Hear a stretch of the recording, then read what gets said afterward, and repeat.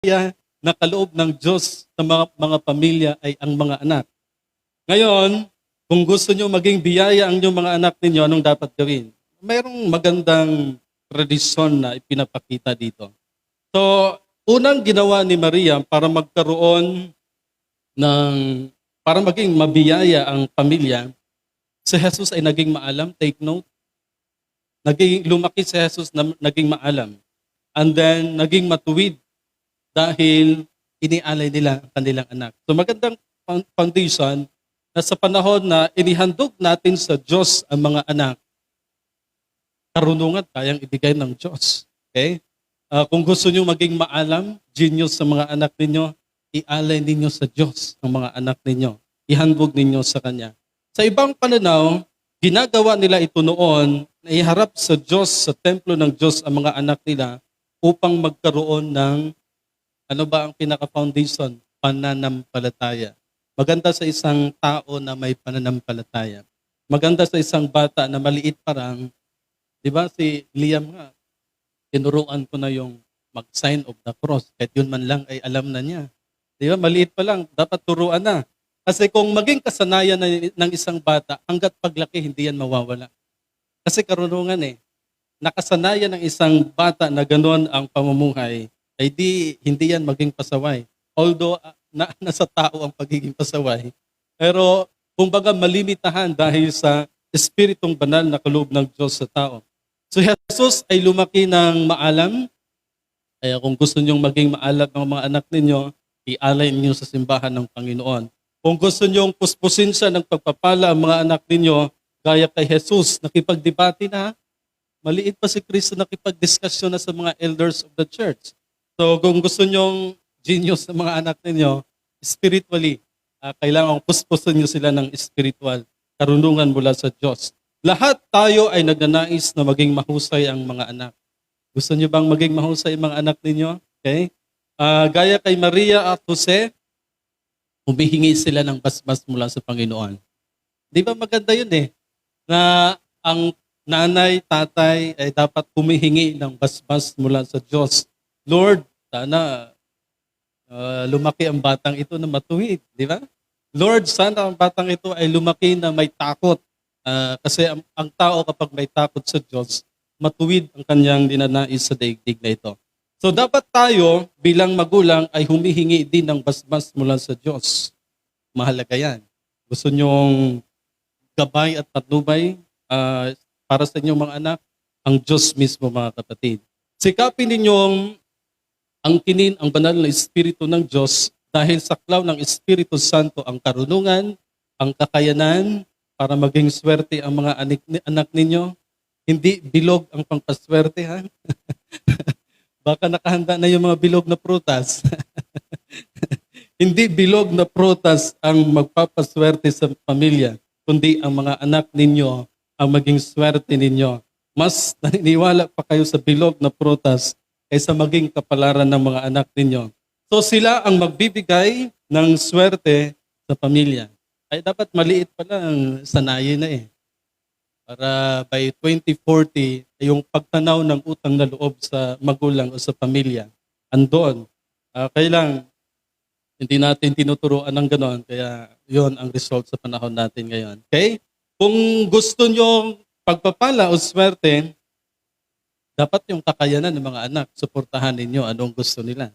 Okay? Kasi mga kapatid, kung sila yayaman, alam nyo kung yayaman yung mga anak ninyo, o mga anak natin, swerte ang magulang. Maging ano din kayo maging kaparte ng kanilang mga pagpapala sa daigdig na ito. So merong dalawang sinabi si Propeta Simeon kay Maria at tungkol kay Jesus. Sa Luke 2:34, sinabi ni Propeta Simeon, tandaan mo ang batang ito'y nakakatalaga sa ikakapahamak o ikakaligtas ng marami sa Israel. Okay, dalawa lang Either ang inyong mga anak ay magliligtas sa inyo ng kahirapan o either ang anak ninyo ay magbabaon sa kahirapan. Okay? So, yan ang pinakamagandang simulain sa New Year. Mga anak ninyo ang swerte sa pamilya, kaya dapat ayusin yan. Yun ay tanda mula sa Diyos. Okay? Yun ang sabi ni Simeon kay Jesus tutulig sa insa ng marami. So dalawa lang ang maging kahinatnan ng bawat isa. Ano ba ang maging kahinatnan ng bawat isa? Ang mabuhay o ang mamatay? Take note ha. Sa daigdig na ito, dual citizen bang tao? Pwede tayong mabuhay ng matagal o pwede tayong mamatay ng maaga. Okay? Pwedeng swerte ang tao, pwedeng malas din ang tao. Pwedeng magkaroon ng magandang buhay ang isang tao, pwede ring maging sawing pamumuhay ang isang tao. Dadanas ng masaya ang isang tao o matinding kapighatian ang tao. Okay? Now, napakaganda yung motivation sa ating gospel na kung linais natin ng good living and security, si Maria kasi Diyos talaga ang nauuna eh. Imagine, sinilang si Jesus by 8 days ay talagang inialay na nila si Jesus sa templo ng Panginoon. So magandang pagdilay-nilayan yan para magkaroon tayo ng good living and security bilang isang pamilya, God first above all. Kaya unahin mo na ang Diyos bago ang lahat. Kasi yun tunay talaga yung pangpaswerte. Kasi nasa Diyos lahat eh. Ang mga pagpapala ay kontrol ng Panginoon. Kahit dumanas kayo ng matinding kapighatian, kontrol ng Diyos. Pwede niyang paiksiin ang mga pinagdaanan ninyo. Pwede niyang, yung iba ay matagal na, yung iba ay dumadanas sa matagal ng hindi magandang sitwasyon. So kung sa Diyos tayo lumalapit o humuhugot ng mga pagpapala o pangpaswerte, yan. Merong 99% to 100% assurance na makamit ng tao ang mga bagay na ito. Dahil ang Diyos ay laging nagngangaral sa atin, kung tayo nakikinig sa Kanya, maging swerte lahat. Take note ha? Kung tayo sumusunod, kung tayo masunurin sa instruction ng Diyos, ang Diyos kasi nangangaral eh, huwag niyong gawin yan, mapapahamak kayo dyan. Ay, huwag masyado dyan, baka, di ba gusto natin ng mga kayamanan, pero by history, yung mga pinuspos ng Diyos na mga pagpapala, umalis sa pananampalataya. Kaya siguro hindi lahat binuhusan ng pagpapala ng Diyos. Kasi baka yun ang maging dahilan para baka mapapahamak ang tao sa daigdig na ito. So, nagbigay ang Diyos sa tao, yung pangangailangan, proteksyon, magandang pamumuhay, yun ay magandang biyaya para sa tao. Now, kung gusto natin ng good living and security, sa mga anak mo makikita. Kaya yung gospel natin ngayon. Kaya ang pinakamagandang pundasyon na ituro ninyo sa mga anak ninyo ay karunungang espiritual. Kung gusto mo ng batang may laban, gusto niyo bang gano'n? Na gusto mo ba yung anak mo ay, di ba, ang batang laki sa tibay ay, ang sabi dito ay patunay na may tagumpay. So, kailangan talaga natin ng gano'n. Kasi kung hayaan na lang ang mga anak na mamuhay na walang gabay at patnubay, so hindi natin ma-reassure yung tagumpay na nais natin o mapagpapala. So ituturo sa anak ninyo ang makadiyos na pamamaraan. Magandang pangpaswerte yan sa bagong taon. Ituro sa mga anak ninyo ang mga makadiyos na pamaraan kasi hindi ka lang swerte sa balang araw kundi biyaya ka mula sa Diyos. Ikaw mismo at mga anak mo. Nasa maayos na paggabay ng magulang ang tagumpay ng mga anak. Nasa maayos na pangangalaga ang swerte ng inyong mga anak. Kaya kung maayos at maganda ang plano ninyo sa mga anak ninyo, jackpot kayo. Hindi lang isang taon, kundi buong buhay maging jackpot kayo. Kaya idalangin lagi sa Diyos ang buhay ng inyong mga anak. Alamin ninyo sa Diyos ang mga bagay o pamamaraan paano sa pagpalain ng Panginoon.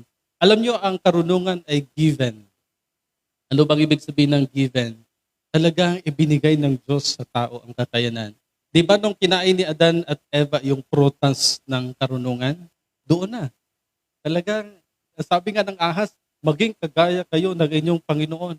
Kaya lang, dahil sa kaalamang iyon, napapalibutan tayo ng kapahamakan. Kaya kung hindi naayos ng tao ang karunungan, kung hindi yan mula sa Diyos, pwede rin ikakapahamak ng tao ang pagiging maalam. Kaya kay Solomon, umalis sa Diyos nung andun na sa kanya lahat. So, dapat ang karunungan ay mula sa Diyos. At syempre humihingi tayo ng karunungang maka-Diyos para hindi ito kapahamakan kundi biyaya ng buhay na walang hanggan. So nasa inyo, mga anak, ang swerte. Wala sa bilog na prutas. Kaya gaya kay Jose at Maria, inihandog nila ang kanilang anak na si Jesus upang patnubayan at gabayan ng pagpapala. Kaya si Jesus ay lumaki ng maalam. Bata pa lang, nakipagdebate na. Okay? Nakipagdiskusyon na sa mga elders of the church. Kaya maganda po na sa panahon na tayo'y nasa Diyos, lahat ay kayang ibigay ng Panginoon ayon sa kalooban ng Panginoon. Say good luck at Happy New Year. Sa ngalan ng ating Diyos, sa mga anak at ng banal na Espiritu. Amen. Amen. Tatayo po ang lahat. Sabay-